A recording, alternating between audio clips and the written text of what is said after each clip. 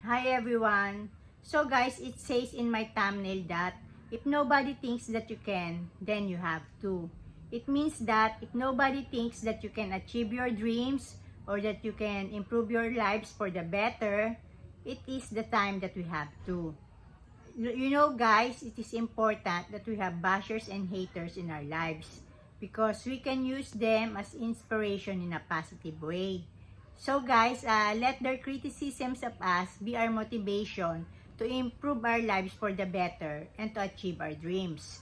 Because guys, you know, in every aspect or area of your life, there will always be people who will always criticize you even if they don't know you. These people will always try to bring you down, and then they will try to discourage you that your dreams are impossible to achieve. But then don't let those criticisms or those bad words bring you down and lose your inspiration to achieve your dreams. These people will belittle you. They will try to discourage you from achieving your dreams. They will tell you that your dreams are too impossible to achieve. But always remember guys, it is you who will determine your success.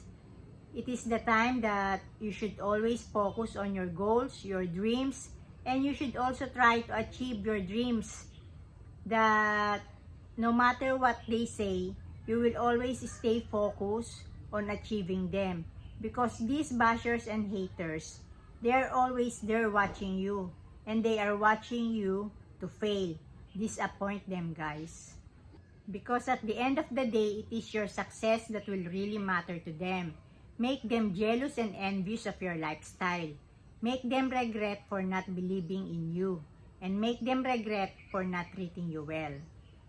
Because at the end of the day, being successful is the best revenge that you can have. And guys, when you are already successful, make sure that your bashers and your haters know that you made it, that you are now successful.